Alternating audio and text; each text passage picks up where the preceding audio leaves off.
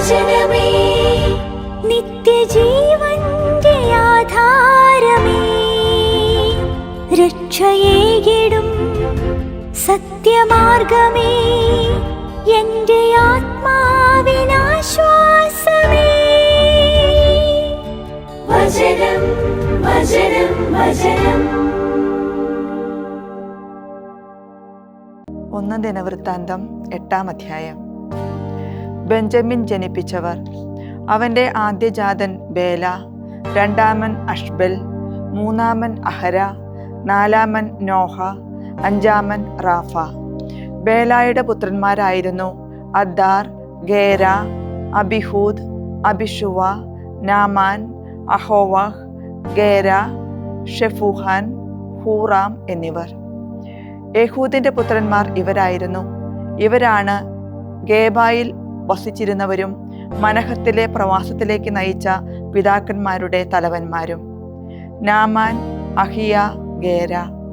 അവൻ അവരെ പ്രവാസത്തിലേക്ക് നയിക്കുകയും ഉസായെയും അഹിഹൂദിനെയും ജനിപ്പിക്കുകയും ചെയ്തു.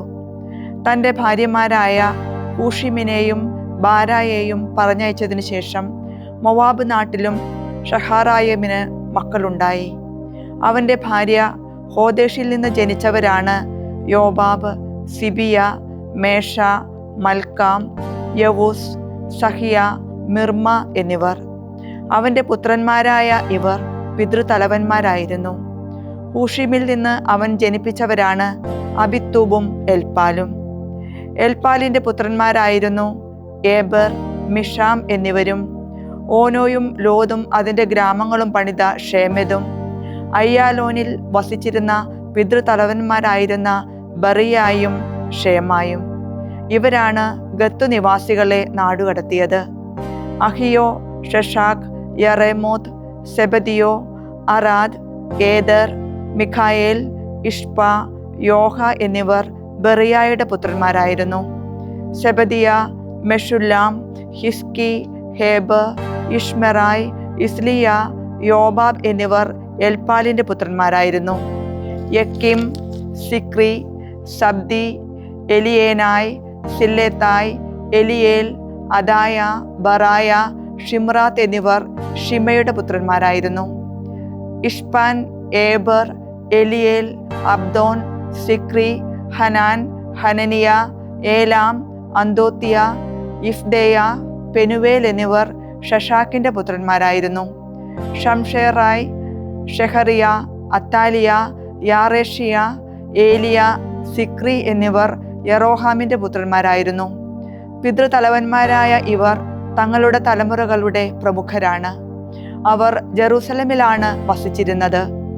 ഗിബയോന്റെ പിതാവ് ഗിബയോണിൽ പാർത്തു. അവൻ്റെ ഭാര്യയുടെ പേര് മാഹ. അവൻ്റെ പുത്രന്മാർ ആദ്യജാതനായ അബ്ദോൻ, സൂർ, കിഷ്, ബാൽ, നാദാബ്, ഗദോർ, അഹിയോ, സേഹർ എന്നിവരായിരുന്നു. മിക്ലോത്ത് ഷിമ്മയായെ ജനിപ്പിച്ചു. ഇവരും തങ്ങളുടെ ചാർച്ചക്കാർക്ക് അഭിമുഖമായി ജെറൂസലമിൽ സഹോദരങ്ങളോടൊത്തു വസിച്ചു. നേർ കീഷിനെ ജനിപ്പിച്ചു. കീഷ് സാവൂളിനെ ജനിപ്പിച്ചു. സാവൂൾ ജോനാഥൻ, മൽക്കിഷുവ, അബിനാദാബ്, യഷ്ബാൽ എന്നിവരെ ജനിപ്പിച്ചു. ജോനാഥന്റെ പുത്രൻ മെരിബാൽ. മെരിബാൽ മിഖായെ ജനിപ്പിച്ചു. മിഖായുടെ പുത്രന്മാർ പിത്തോൻ, മേലെക്, തരേയ, ആഹാസ്. ആഹാസ് യഹോവാദയെ ജനിപ്പിച്ചു. യഹോവാദ അലേമെത്ത്, അസ്മാവേത്ത്, സിമ്രി എന്നിവരെ ജനിപ്പിച്ചു. സിമ്രി മോസയെ ജനിപ്പിച്ചു. മോസ ബിനയായെ ജനിപ്പിച്ചു. അവൻ്റെ പുത്രൻ റഫ, അവൻ്റെ പുത്രൻ എലയാസ, അവൻ്റെ പുത്രൻ ആസേൽ. ആസേലിന് 6 പുത്രന്മാരുണ്ടായിരുന്നു. അവരുടെ പേരുകൾ അസ്രിക്കാം, ബോഹേറു, ഇസ്മയേൽ, ഷെയാറിയ, ഒബാദിയ, ഹനാൻ. ഇവരെല്ലാം ആസേലിൻ്റെ പുത്രന്മാരായിരുന്നു. അവൻ്റെ സഹോദരനായ ഏഷേക്കിൻ്റെ പുത്രന്മാർ ഊലാം ആദ്യജാതൻ, യവൂഷ് രണ്ടാമൻ, എലിഫലെത്ത് മൂന്നാമൻ. ഊലാമിൻ്റെ പുത്രന്മാർ വീരയോദ്ധാക്കളും വില്ലാളികളും ധാരാളം മക്കളും മക്കളുടെ മക്കളുമുള്ള 150 പേർ ആളുകളുമായിരുന്നു. ഇവരെല്ലാവരും ബെഞ്ചമിൻ ഗോത്രജരാണ്. യെശയ്യാ പ്രവാചകന്റെ പുസ്തകം 39-ാം അധ്യായം. അക്കാലത്ത് ഹെസക്കിയ രാജാവ് രോഗിയായിരുന്നു എന്നും അവൻ സുഖം പ്രാപിച്ചു എന്നും കേട്ട് ബലദാന്റെ പുത്രനും ബാബിലോൺ രാജാവുമായ മെറോദാക്ക് ബലദാൻ എഴുത്തുകളും സമ്മാനങ്ങളുമായി അവന്റെ പക്കലേക്ക് ആളയച്ചു. ഹെസക്കിയ അവരെക്കുറിച്ച് സന്തുഷ്ടനായി. അവൻ തൻ്റെ ഭണ്ഡാരഗൃഹവും വെള്ളിയും സ്വർണവും സുഗന്ധവ്യഞ്ജനങ്ങളും സവിശേഷ തൈലവും തൻ്റെ ആയുധശാല മുഴുവനും സംഭരണശാലകളിലുണ്ടായിരുന്ന സർവവും അവർക്ക് കാണിച്ചു കൊടുത്തു. ഹെസക്കിയ അവരെ കാണിക്കാത്തതായി അവന്റെ കൊട്ടാരത്തിലോ അധീനതയിലോ ഒന്നുമുണ്ടായിരുന്നില്ല. ഏശയ്യാ പ്രവാചകൻ ഹെസക്കിയ രാജാവിന്റെ പക്കൽ ചെന്ന് അയാളോട് ചോദിച്ചു, ഈ മനുഷ്യർ എന്താണ് പറഞ്ഞത്? അവർ എവിടെ നിന്നാണ് നിന്റെ അടുത്ത് വന്നത്? ഹെസക്കിയ പറഞ്ഞു, വിദൂര ദേശത്ത് നിന്ന്, ബാബിലോണിൽ നിന്നാണ് അവർ എൻ്റെ അടുത്ത് വന്നത്. അവൻ ചോദിച്ചു, അവർ നിന്റെ ഭവനത്തിൽ എന്തു കണ്ടു? ഹെസക്കിയ പറഞ്ഞു, എൻ്റെ ഭവനത്തിലുള്ളതെല്ലാം അവർ കണ്ടു. ഞാൻ അവരെ കാണിക്കാത്തതായി എൻ്റെ സംഭരണശാലകളിൽ ഒന്നുമില്ല. ഏശയ്യ ഹെസക്കിയായോട് പറഞ്ഞു, സൈന്യങ്ങളുടെ കർത്താവിൻ്റെ വാക്ക് ശ്രവിക്കുക. ഇതാ, നിന്റെ ഭവനത്തിലുള്ളതും ഇന്നുവരെ നിന്റെ പിതാക്കന്മാർ സംഭരിച്ചു വെച്ചതുമായ സകലതും ബാബിലോണിലേക്ക് സംവഹിക്കപ്പെടുന്ന ദിനങ്ങൾ വരുന്നു. ഒന്നും അവശേഷിക്കുകയില്ലെന്ന് കർത്താവ് അരുളി ചെയ്യുന്നു. നിന്നിൽ നിന്ന് പുറപ്പെടുന്ന, നീ ജനിപ്പിക്കുന്ന നിന്റെ സ്വന്തം പുത്രന്മാരിൽ ചിലരെയും അവർ കൊണ്ടുപോകും. അവർ ബാബിലോൺ രാജാവിന്റെ കൊട്ടാരത്തിലെ ഷണ്ഡന്മാരായിരിക്കും. ഹെസക്കിയ ഏശയ്യായോട് പറഞ്ഞു, നീ സംസാരിച്ച കർത്താവിന്റെ വചനം ശ്രേഷ്ഠമാണ്. എന്തുകൊണ്ടെന്നാൽ എൻ്റെ നാളുകളിൽ സമാധാനവും സ്ഥിരതയും ഉണ്ടായിരിക്കുമല്ലോ എന്ന് അവൻ വിചാരിച്ചു. ഏശയ്യാ പ്രവാചകന്റെ പുസ്തകം 40-ാം അധ്യായം. ആശ്വസിപ്പിക്കുവിൻ, എൻ്റെ ജനത്തെ സമാശ്വസിപ്പിക്കുവിൻ. നിങ്ങളുടെ ദൈവം അരുൾ ചെയ്യുന്നു, ജെറുസലമിനോട് ഹൃദ്യമായി സംസാരിക്കുവിൻ, അവളോട് പ്രഘോഷിക്കുവിൻ. അവളുടെ നിർബന്ധിത സേവനം അവസാനിച്ചു, അവളുടെ ശിക്ഷ സ്വീകാര്യമായി. എല്ലാ പാപങ്ങൾക്കും അവൾ കർത്തൃകരത്തിൽ നിന്ന് ഇരട്ടി ശിക്ഷ സ്വീകരിച്ചിരിക്കുന്നു. ഒരു സ്വരം ഉദ്ഘോഷിക്കുന്നു, മരുഭൂമിയിൽ കർത്താവിൻ്റെ വഴിയൊരുക്കുവിൻ. മണൽപ്പരപ്പിൽ നമ്മുടെ ദൈവത്തിന് വിശാല വീഥി നേരെയാക്കുവിൻ. ഓരോ താഴ്വരയും നികത്തപ്പെടും, ഓരോ മലയും കുന്നും താഴ്ത്തപ്പെടും. നിമ്നോന്നത സ്ഥലം നിരപ്പായിത്തീരും, ദുർഘട പ്രദേശങ്ങൾ സമതലവും. കർത്താവിൻ്റെ മഹത്വം വെളിപ്പെടും, സകല ജഡവും ഒരുമിച്ച് അത് ദർശിക്കും. കാരണം കർത്താവിൻ്റെ അധരം സംസാരിച്ചിരിക്കുന്നു. ഒരു സ്വരം മുഴങ്ങുന്നു, ഉദ്ഘോഷിക്കുക. ഒരുവൻ ആരാഞ്ഞു, ഞാൻ എന്ത് ഉദ്ഘോഷിക്കണം? സകല ജഡവും തൃണമാണ്, അതിൻ്റെ എല്ലാ ലാവണ്യവും വയലിലെ പുഷ്പം പോലെയാണ്. പുല്ല് കരിഞ്ഞു, പുഷ്പം വാടി, കാരണം കർത്താവിൻ്റെ ശ്വാസം അതിന്മേൽ വീശി. മനുഷ്യൻ പുല്ലു മാത്രം, പുല്ലു കരിഞ്ഞു, പുഷ്പം വാടി. നമ്മുടെ ദൈവത്തിൻ്റെ വചനമാകട്ടെ എന്നേക്കും നിലനിൽക്കും. സദ്വാർത്താവാഹകയായ സിയോനെ, നീ ഉയർന്ന മലയിൽ കയറുക. സദ്വാർത്താവാഹകയായ ജെറുസലമേ, ശക്തിയോടെ നിന്റെ സ്വരമുയർത്തുക. ഉയർത്തുക, നീ ഭയപ്പെടേണ്ട. യൂദായുടെ പട്ടണങ്ങളോട് പറയുക, ഇതാ നിങ്ങളുടെ ദൈവം, ഇതാ നാഥനായ കർത്താവ് ശക്തിയോടെ വരുന്നു. അവിടുത്തെ കരം അവിടുത്തേക്കായി ഭരിക്കുന്നു. ഇതാ വേദനം അവിടുത്തോടൊപ്പമുണ്ട്, പ്രതിഫലം തിരുമുമ്പിലുണ്ട്. ഇടയനെ പോലെ അവിടുന്ന് തൻ്റെ അജഗണത്തെ മേയ്ക്കും.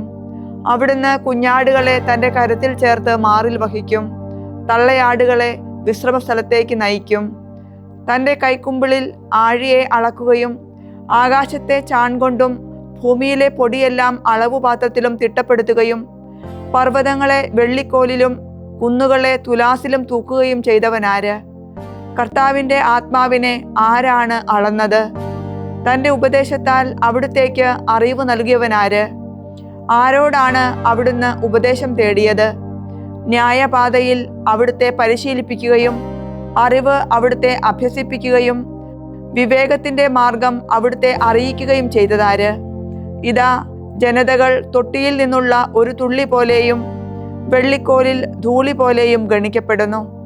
ഇതാ, ദ്വീപുകളെ അവിടുന്ന് നേർത്ത പൊടി പോലെ ഉയർത്തുന്നു. ലെബനോൻ വിറകിന് തികയുന്നില്ല, അതിൻ്റെ മൃഗഗണം ഹോമയാഗത്തിന് മതിയാകുന്നില്ല. അവിടുത്തെ മുമ്പിൽ ജനതകളെല്ലാം ഇല്ലായ്മ പോലെയാണ്. ഒന്നുമില്ലായ്മയേക്കാളും ശൂന്യതയേക്കാളും താഴെയായി അവരെ അവിടുന്ന് ഗണിച്ചു. ദൈവത്തെ ആരോട് നിങ്ങൾ സാദൃശ്യപ്പെടുത്തും? ഏത് സാദൃശ്യം നിങ്ങൾ അവിടുന്ന് ആരോപിക്കും? വിഗ്രഹമോ ഒരു ശില്പി അത് വാർക്കുന്നു, തട്ടാൻ സ്വർണം പൂശുന്നു, അതിനായി വെള്ളിച്ചങ്ങലകൾ വാർക്കുകയും ചെയ്യുന്നു. ദരിദ്രൻ ദ്രവിച്ചു പോകാത്ത തടിക്കഷണം കാണിക്കയായി തിരഞ്ഞെടുക്കുന്നു. ചലിക്കാത്ത പ്രതിമയുണ്ടാക്കാൻ അവൻ തനിക്കായി വിദഗ്ധനായ ശില്പിയെ അന്വേഷിക്കുന്നു. നിങ്ങൾക്കറിഞ്ഞുകൂടെ? നിങ്ങൾ കേട്ടിട്ടില്ലേ? ആരംഭം മുതൽക്കേ നിങ്ങളോട് പറയപ്പെട്ടിട്ടില്ലേ? ഭൂമിയുടെ അടിസ്ഥാനങ്ങൾ നിങ്ങൾ ഗ്രഹിച്ചിട്ടില്ലേ? ഭൂമിയുടെ വിധാനത്തിന്മേൽ വസിക്കുന്നവനാണ് അവിടുന്ന്. അതിൻ്റെ നിവാസികൾ വിട്ടിലുകൾ പോലെയാണ്. തിരശീല പോലെ ആകാശത്തെ നിവർത്തുന്ന അവിടുന്ന് വസിക്കാനായി അതിനെ കൂടാരം പോലെ വിരിച്ചിരിക്കുന്നു. അവിടുന്ന് ഭരണാധിപന്മാരെ ഇല്ലാതാക്കുന്നവനാണ്. ഭൂമിയിലെ ന്യായാധിപന്മാരെ ശൂന്യത പോലെയാക്കിയിരിക്കുന്നു. നടപ്പെടും മുമ്പേ, വിതയ്ക്കപ്പെടും മുമ്പേ, തണ്ട് ഭൂമിയിൽ വേരെടുക്കും മുമ്പേ അവിടുന്ന് അവർക്കെതിരെ നിശ്വസിക്കുകയും അവർ ഉണങ്ങിപ്പോവുകയും ചെയ്തു. കൊടുങ്കാറ്റ് അവരെ പതിരുപോലെ പറത്തിക്കൊണ്ടുപോകും. ഞാൻ സമനാകേണ്ടതിന് ആരോട് നിങ്ങൾ എന്നെ തുലനം ചെയ്യും? പരിശുദ്ധനായവൻ ചോദിക്കുന്നു. നിങ്ങൾ കണ്ണുകൾ മുകളിലേക്ക് ഉയർത്തുവിൻ. ആരാണവ സൃഷ്ടിച്ചതെന്ന്, അവയുടെ ഗണത്തെ എണ്ണമനുസരിച്ച് ആവിഷ്കരിക്കുന്നവനെന്ന് കാണുവിൻ.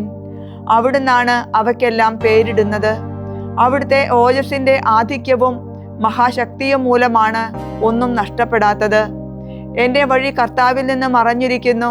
എൻ്റെ ന്യായവിധി എൻ്റെ ദൈവത്തിൽ നിന്ന് നീങ്ങിപ്പോകും എന്ന് എന്തുകൊണ്ടാണ് യാക്കോബേ നീ ചിന്തിക്കുന്നത്? ഇസ്രായേലെ നീ പറയുന്നത്? നീ അറിയുന്നില്ലേ? നീ കേട്ടിട്ടില്ലേ? ഭൂമിയുടെ അതിരുകൾ സൃഷ്ടിച്ചവനായ കർത്താവ് നിത്യനായ ദൈവമാണ്. അവിടുന്ന് ക്ഷീണിക്കുകയോ തളരുകയോ ഇല്ല. അവിടുത്തെ ഗ്രഹണശക്തി അഗ്രാഹ്യമാണ്. തളർന്നവന് അവിടുന്ന് ശക്തി നൽകുന്നു. ഓജസ്സറ്റവന് കരുത്ത് വർദ്ധിപ്പിക്കുന്നു.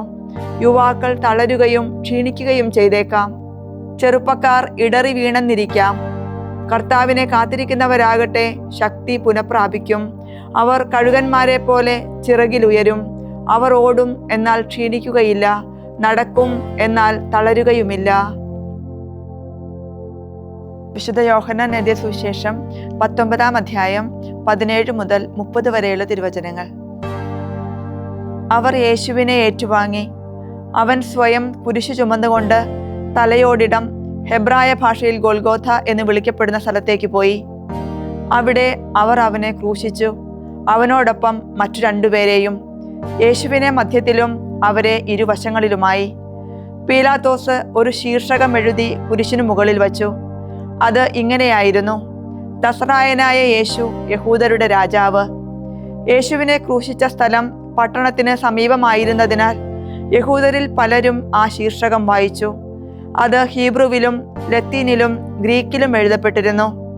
യഹൂദരുടെ പുരോഹിത പ്രമുഖന്മാർ പീലാത്തോസിനോട് പറഞ്ഞു, യഹൂദരുടെ രാജാവ് എന്നല്ല, യഹൂദരുടെ രാജാവ് ഞാനാകുന്നു എന്ന് അവൻ പറഞ്ഞു എന്നാണ് എഴുതേണ്ടത്. പീലാത്തോസ് പറഞ്ഞു, ഞാൻ എഴുതിയത് എഴുതി.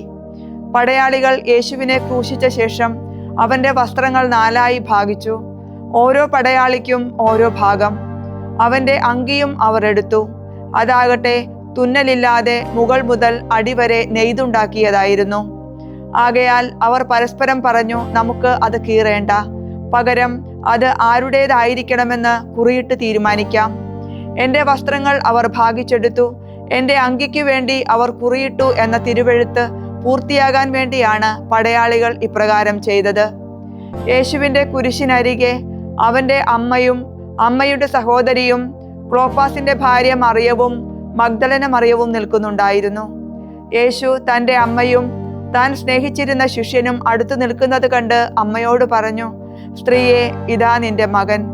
അനന്തരം അവൻ ആ ശിഷ്യനോട് പറഞ്ഞു, ഇതാ നിന്റെ അമ്മ. അപ്പോൾ മുതൽ ആ ശിഷ്യൻ അവളെ സ്വന്തമായി സ്വീകരിച്ചു. അനന്തരം എല്ലാം നിറവേറിക്കഴിഞ്ഞു എന്നറിഞ്ഞ് തിരുവെഴുത്ത് പൂർത്തിയാകാൻ വേണ്ടി യേശു പറഞ്ഞു, എനിക്ക് ദാഹിക്കുന്നു. ഒരു പാത്രം നിറയെ ചവർപ്പുള്ള വീഞ്ഞ് അവിടെ ഉണ്ടായിരുന്നു. അവർ ചവർപ്പുള്ള ആ വീഞ്ഞിൽ കുതിർത്ത ഒരു നീർപ്പഞ്ഞി ഹിസോപ്പ് തണ്ടിൽ വച്ച് അവന്റെ ചുണ്ടോടടുപ്പിച്ചു. യേശു ആ വീഞ്ഞ് രുചിച്ചിട്ട് പറഞ്ഞു, എല്ലാം പൂർത്തിയായിരിക്കുന്നു. അവൻ തല ചായ്ച്ച് ആത്മാവിനെ കൈമാറി. ദൈവവചനമേ, നിത്യജീവന്റെ ആധാരമേ, രക്ഷയേകിടും സത്യമാർഗമേ, എൻ